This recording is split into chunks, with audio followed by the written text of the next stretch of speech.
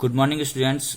Next जो अपना class 10th है उसमें से एक्सरसाइज 4.1 अपन ने स्टार्ट की थी। अब 4.2 अपन स्टार्ट करते हैं। तो यहाँ पे चैप्टर 4 क्लास 10th के लिए उसमें 4.2 में आपके पहले टॉपिक क्या है कि solution of quadratic equation by factorisation, कि भाई क्वाड्रेटिक इक्वेशन को फैक्टराइजेशन मेथड से सॉल्व करना। फैक्टराइजेशन आप लोग सब जानते हैं कि फैक्टर क्या होते हैं, किसी भी नंबर के मल्टीपल्स को अपन मतलब किसी भी नंबर के मल्टीपल्स से जो बनता है उन्हें हम फैक्टर्स बोलते हैं। जैसे कि बात करें अपन 4 के, तो 4 के फैक्टर्स होते हैं 2 इंटू 2।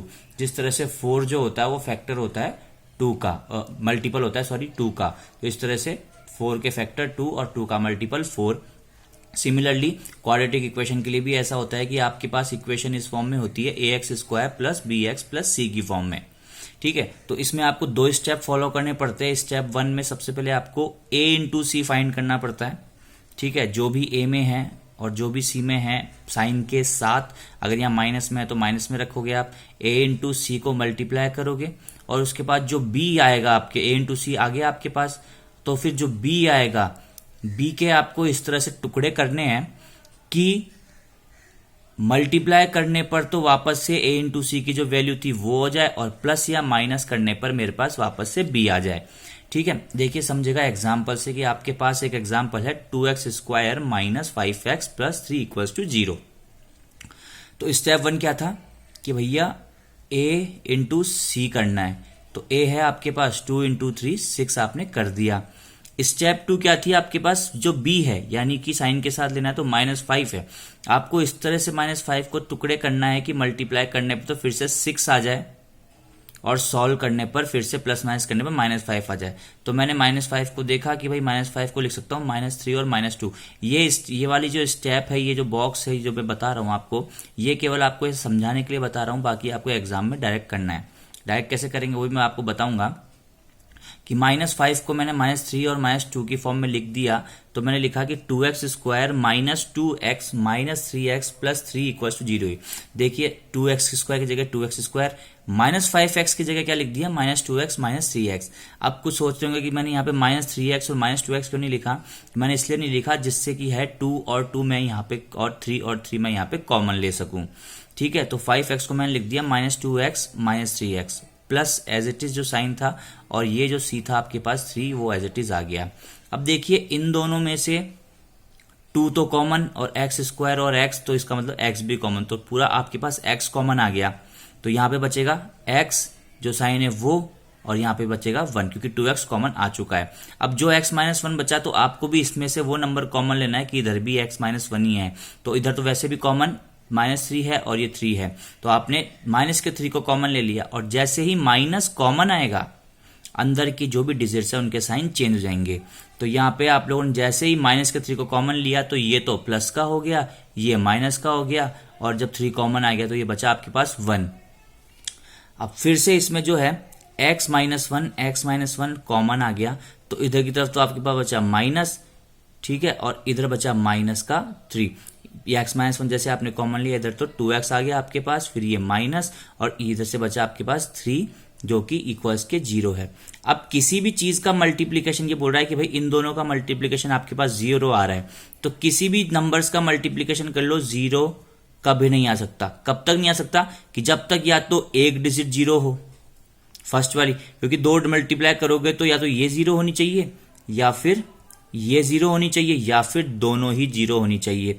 अब मुझे नहीं पता कौन सी 0 है, तो मैं दोनों को ही 0 मान के चलूंगा कि अगर मैंने x-1 को 0 माना तो x की वैल्यू 1 हो गई, क्योंकि 1 इधर आके प्लस का हो जाएगा। और यदि मैंने 2x-3 को 0 माना तो ये इधर आके प्लस का हो जाएगा, देन 2x की वैल्यू 3 एंड x की वैल्यू ये डिवाइड में चल जाएगा, x की वैल्यू 3/2। और एग्जाम्पल देखिए आपके पास है 6x² minus x minus 2 equals to 0। देखिए अब आपको उस फॉर्म में नहीं करना है, सीधा सा करो 6 इंटू 2 नहीं, 2 नहीं, -2, 6 इंटू -2 माइनस का 12। अब आपके पास यहाँ पे कुछ नहीं है तो मैं यहाँ पे मानूंगा कि भैया यहाँ पे 1 है। आपको लिखना नहीं है, बस आपको समझ आना है कि यहाँ पे 1 है। अब इस -1 के आपको ऐसे टुकड़े करने हैं कि आपके पास यहाँ पर -12 आ जाए मल्टीप्लाई करने पे तो, और वापस एडिशन या सब्ट्रैक्शन करने पर आपके पास -1 आ जाए। तो 6x² मैंने इस 1 को तोड़ दिया 3 - 4 में, क्योंकि 3 - 4 -1 होता है और 3 × -4 -12 होता है। तो ये आया 6x² + 3x - 4x - 2 = 0।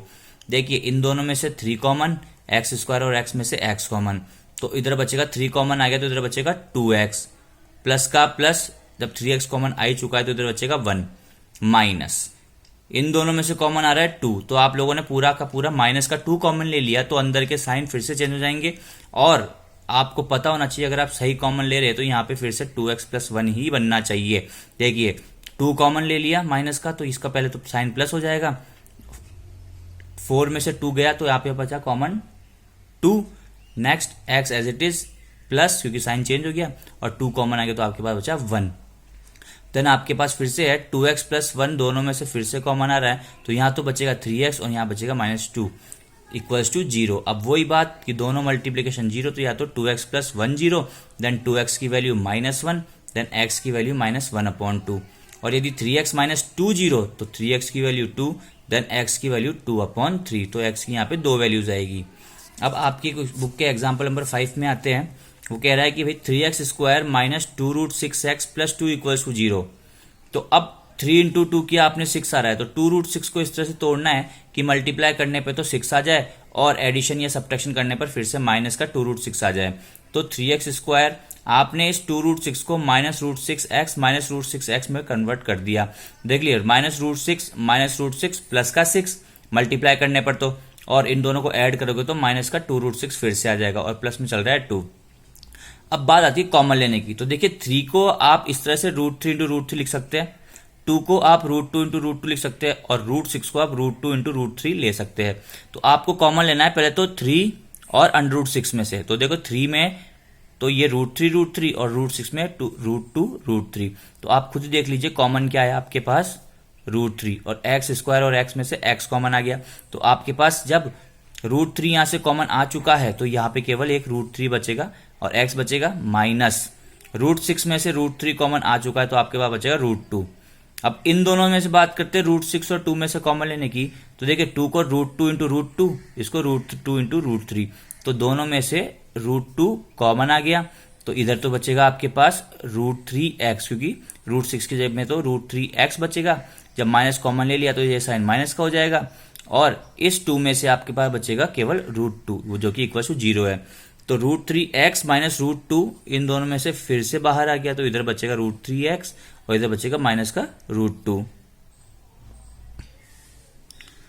नेक्स्ट, इन दोनों का मल्टीप्लीकेशन 0, तो या तो ये 0 या फिर ये 0, दोनों सेम है, लेकिन आपको दोनों की वैल्यूज अलग अलग निकाल के आनी है। जैसे √3x = √2, देन x की वैल्यू 2/3 का अंडर रूट। सिमिलरली ये √3x - √2 = 0, then √3x = √2, then x की वैल्यू 2/3 का अंडर रूट। तो ये तो हो गए आपके फैक्टराइजेशन के क्वेश्चंस। अब आपकी बुक का एक क्वेश्चन है लैंग्वेज वाला, एग्जाम्पल नंबर 6, जो कह रहा है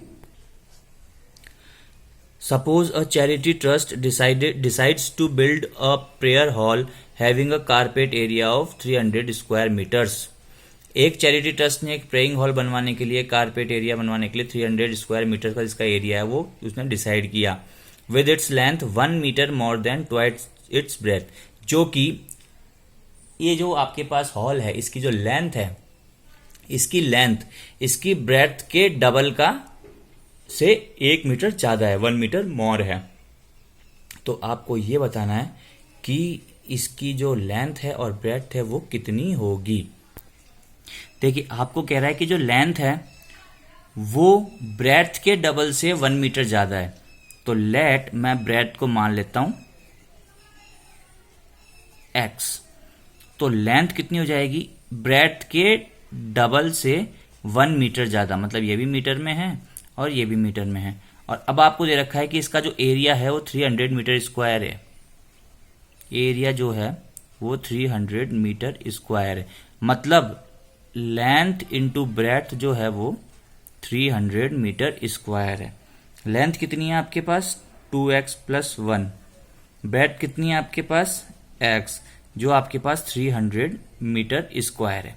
इसको मल्टीप्लाई किया तो ये तो हो जाएगा 2x² प्लस इसको 1 से मल्टीप्लाई किया तो हो जाएगा x = 300 मीटर स्क्वायर। नेक्स्ट इस 300 को उठा के इधर लाया तो ये बनेगा मेरे पास 2x² plus x minus 300 equals to 0। अब आप लोगों ने मल्टीप्लाई किया कि भाई 2 इंटू माइनस 300 तो आपके पास आएगा माइनस का 600। तो इस +1 को इस तरह से तोड़ना है कि प्लस या माइनस करने पे तो आपके पास फिर से प्लस का 1 आ जाए और मल्टीप्लाई करने पर माइनस का 300 आ जाए। तो देखिए इसके लिए आपको थोड़ा दिमाग लगाना पड़ेगा, फैक्टराइजेशन कर करके देखना पड़ेगा।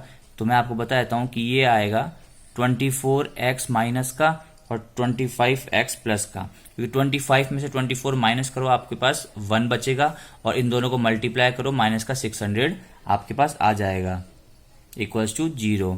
अब इन दोनों में से एक तो आपके पास 2 कॉमन, एक x कॉमन, तो यहाँ पे बचेगा केवल x, यहाँ बचेगा -12 प्लस इन में से 25 कॉमन, तो यहाँ पे x माइनस 12 इक्वल्स टू 0। अब दोनों में से फिर से कॉमन आ गया x माइनस 12, तो इधर बचेगा आपके पास 2x, इधर बचेगा प्लस का 25 इक्वल्स टू 0। अब दोनों का मल्टीप्लीकेशन 0, ये इसका मतलब या तो x माइनस 12 0, तो x की वैल्यू आपके पास 12 आ गई, ठीक है, या फिर 2x प्लस 25 0, तो 2x equals to -25, then x की वैल्यू -25/2। तो ये वैल्यू जो है अपने पास गलत हो जाएगी। क्यों? वैसे तो सही है x की वैल्यू देखी जाए तो, बट ये वैल्यू मैं कंसिडर नहीं कर सकता। क्यों? क्योंकि मेरे पास जो ब्रेड्थ होती है किसी भी चीज की वो माइनस में नहीं आ सकती, ठीक है। कभी आपने ये नहीं सुना होगा कि किसी रेक्टेंगल की जो ब्रेड्थ है वो माइनस का 400 या माइनस का 3 मीटर या माइनस का 500 सेंटीमीटर है, ठीक है। तो इसलिए मुझे केवल यही कंसिडर करनी पड़ेगी। तो मैं क्या बोलूंगा कि मेरे पास जो ब्रेड्थ है, सो ब्रेड्थ कितनी आ गई मेरे पास 12 मीटर, तो लेंथ कितनी हो जाएगी इसकी डबल का से 1 मीटर मोर, यानी कि 25 मीटर। तो इस तरह से आपको अपनी 4.2 एक्सरसाइज कंप्लीट करनी है। उसके कोई भी डाउट्स हो तो आप कमेंट में पूछ सकते हैं। Thank you class.